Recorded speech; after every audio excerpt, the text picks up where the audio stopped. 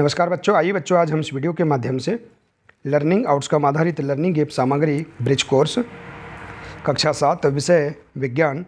देखिए हम इसके अंतर्गत यहाँ पर दिया है लंबाई का मापन तथा मापन को एसआई मात्रक में व्यक्त करना। तो देखिए यहाँ पर अवधारणा का संक्षिप्त परिचय दिया गया है। इस परिचय को हम पढ़ लेंगे और इसके अंतर्गत दी गई सभी अभ्यास वर्कशीटों के हम प्रश्नों के आंसर आसानी से दे सकते हैं। ठीक है बच्चों, तो देखिए बच्चों, यदि आपने अभी तक इस चैनल को सब्सक्राइब नहीं किया है तो आप इस चैनल को सब्सक्राइब कर लें, बेल आइकन को प्रेस कर लें ताकि इसी प्रकार के आगे के और भी अन्य महत्वपूर्ण वीडियो आप तक पहुंचते रहेंगे। तो आइए देखते हैं लंबाई का मापन तथा मापन को एसआई मात्रक में व्यक्त करना, इसका हम परिचय जानेंगे। तो देखिए ऐसे अनेक अवसर आते हैं जब हम लंबाई अथवा दूरियाँ मापने की आवश्यकता होती है। दर्जी कपड़े की लंबाई यह जानने के लिए मापता है कि वह कपड़ा कुर्ता सीने के लिए पर्याप्त है अथवा नहीं। यदि आपसे पूछा जाए कि आपकी लंबाई कितनी है तो आप अपने सिर से पैर की एड़ी तक की लंबाई बताएंगे।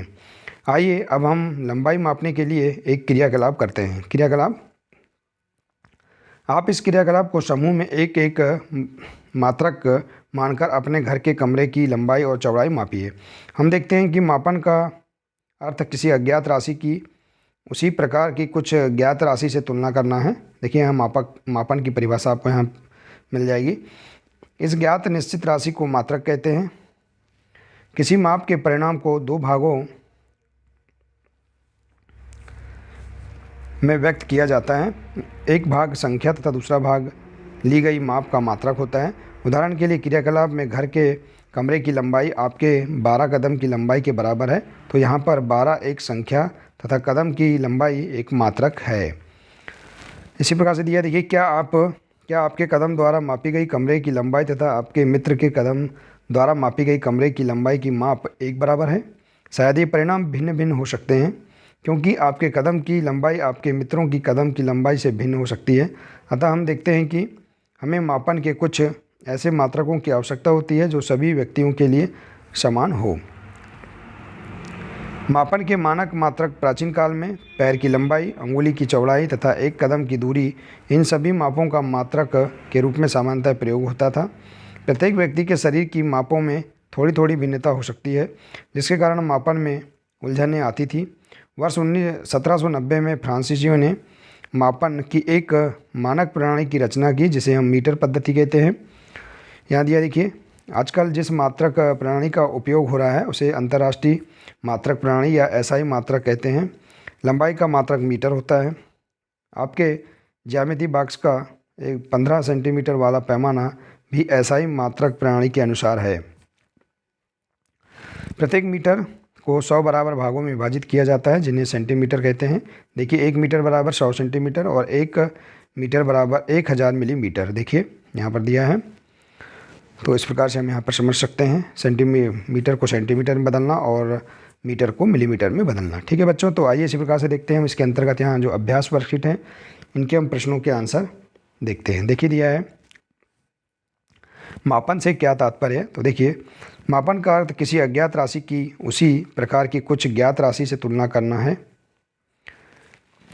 इसी प्रकार से दिया है क्रियाकलाप में घर के कमरे की लंबाई मापने के लिए किसका उपयोग लंबाई के मात्रक की तरह किया जाता है। तो पैर की लंबाई, अंगुली की चौड़ाई तथा कदमों की दूरी, इन सभी मापों का मात्रक की तरह उपयोग किया जाता है।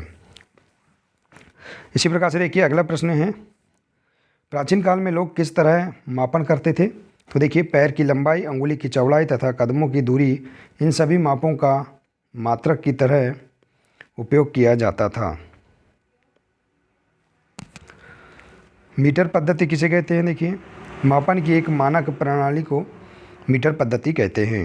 इसी प्रकार से लंबाई का मात्रक क्या है, तो लंबाई का मात्रक मीटर होता है। ठीक है बच्चों, तो देखिए इस प्रकार से हम अगले अभ्यास वर्कशीट देखते हैं। देखिए इसमें प्रश्न दिए हैं, वर्तमान समय में मापन के लिए किस मात्रक प्रणाली का उपयोग किया जाता है। तो वर्तमान समय में अंतर्राष्ट्रीय मात्रक प्रणाली एसआई यूनिट का उपयोग किया जाता है। इसी प्रकार से देखिए पैर अथवा कदम का उपयोग लंबाई के मानक मात्रक के रूप में क्यों नहीं किया जा सकता है, क्योंकि प्रत्येक व्यक्ति के पैर या कदमों में थोड़ी थोड़ी भिन्नता हो सकती है।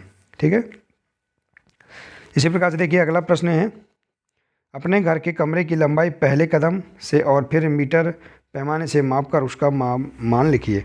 देखिए अपने घर के जो कमरा है उसकी लंबाई आप पहले पैर से नाप लेंगे और फिर इसके बाद मीटर पैमाने से माप कर उसका मान लिखेंगे। जैसे यदि कमरे की लंबाई कदम में यदि 12 कदम है तो आप 12 कदम लिख देंगे, आपके कदमों के हिसाब से आप यहाँ पर लिख देंगे, ठीक है। और कमरे की लंबाई लिखेंगे मीटर में, यदि 12 कदम है और उसमें 6 मीटर है तो 6 मीटर लिख देंगे, 5 है तो 5 लिख देंगे। तो आप अपने स्तर से आप यहाँ पर लंबाई लिख सकते हैं, ठीक है बच्चों। आइए इसी के अंतर्गत देखते हैं ज्यामिति बॉक्स का स्केल किस मात्रक प्रणाली के आधार पर निर्मित है। तो एसआई मात्रक प्रणाली के आधार पर निर्मित है। इसी प्रकार से अगला प्रश्न है, आपकी अभ्यास वर्कशीट की लंबाई को सेंटीमीटर में माप कर लिखिए। आपके देखिए अभ्यास जो वर्कशीट है इसकी लंबाई को आप सेंटीमीटर में मापेंगे तो इसकी लंबाई 25 सेंटीमीटर है। आप और इसका माप कर यहाँ पर माप लिख सकते हैं, ठीक है बच्चों। आइए इसी के अंतर्गत हम देखते हैं प्रोजेक्ट कार्य। अपने घर के सदस्यों की लंबाई अलग अलग पैमानों से माप कर लिखिए। देखिए अपने घर के जो सदस्य हैं उनकी लंबाई आप अलग अलग पैमाने के आधार पर लिखेंगे। जैसे दादाजी, घर के सदस्यों के नाम लिख लेंगे, दादाजी, दादी जी, पिताजी, माताजी, भाई और बहन। तो देखिए हमने यहाँ उदाहरण स्वरूप यह सारणी तैयार की है। आप अपने स्तर के अनुसार आप अपने परिवार के सदस्यों के नाम लिखकर उनका पैमाना आप लिख सकते हैं मीटर में। देखिए दादाजी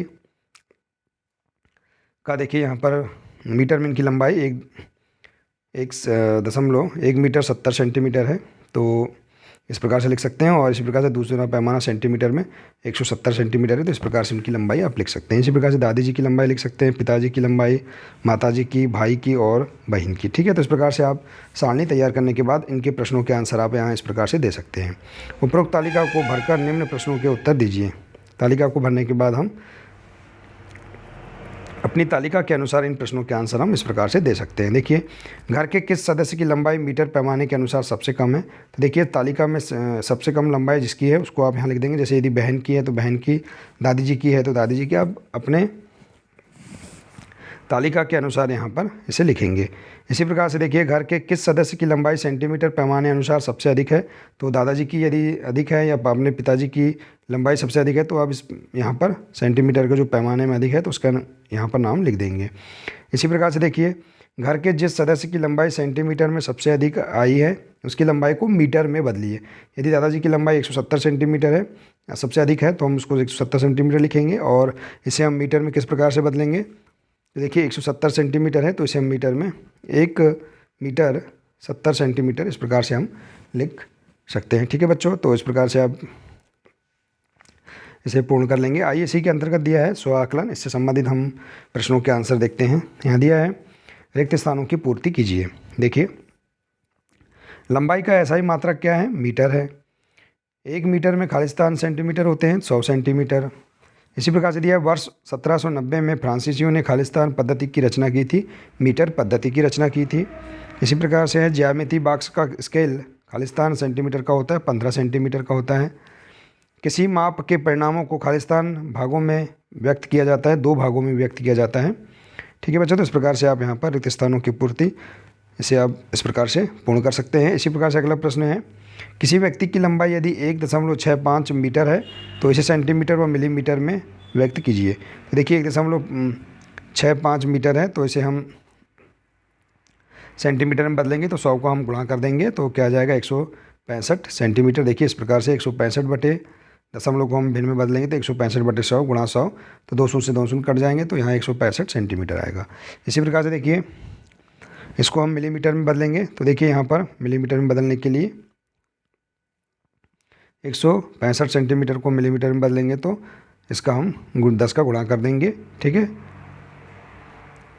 तो यहाँ क्या आ जाएगा 1650 मिलीमीटर, ठीक है बच्चों। तो इस प्रकार से आप इसका आंसर लिख सकते हैं। इसी प्रकार से देखिए अगला दिया है, आपके घर से शाला की दूरी लगभग कितने मीटर है। तो आप मीटर में अपने घर से शाला की दूरी लिख सकते हैं। हमारे घर से यदि शाला की दूरी लगभग 1000 मीटर है तो आप 1000 लिख दो, 500 मीटर है तो 500 मीटर लिख दो। इस प्रकार से आप अपने अनुसार यहाँ लिख सकते हैं।